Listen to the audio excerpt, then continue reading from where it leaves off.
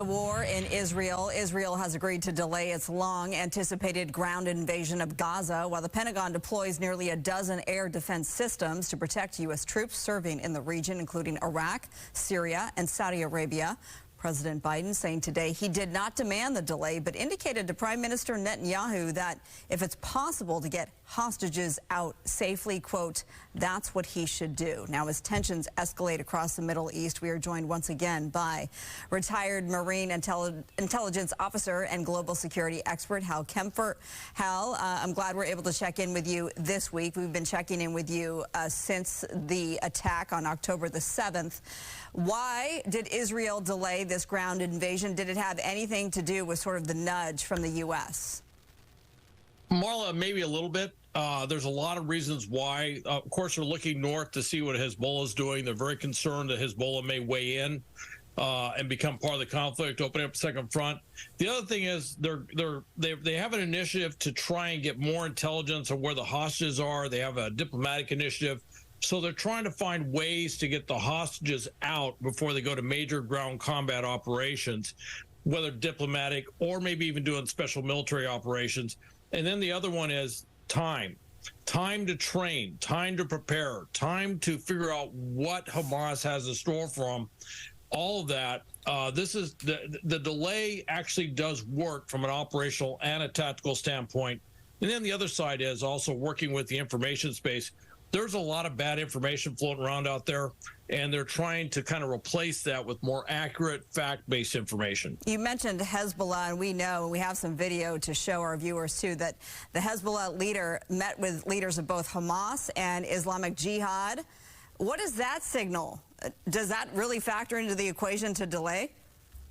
Well, Nasrallah is somebody that Israel knows very well. He's the head of Hezbollah. He's been the head of Hezbollah for many years. Obviously, this is a photo moment, if you will. They're talking. The concern is they're coordinating and that they're going to have a big north and south front at the same time.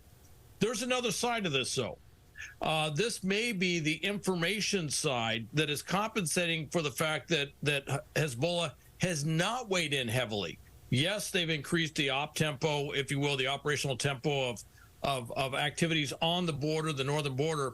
But this may be offsetting the part that they haven't done a full-on launch of missiles or something like that. So there could be another side of this. This might be more propaganda than actual conspiracy, if you will. Let me ask you a sort of a follow-up to my original question, and that is about the hostages, because you said this is ultimately good, the fact that we're delaying this ground invasion, but isn't it not good if you're a hostage and you're being held hostage? And what do we make of the fact that we heard from a hostage who has been released, thank goodness, and says we were treated humanely? I mean, can we believe that all of them are?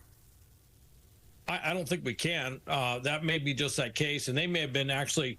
it's not uncommon that they may put certain hostages over here because they say we're going to trade them first. And so they would treat them humanely because they want to put out that message that they are, being humane, that they are abiding by international law. That's the message they want out. That's their narrative.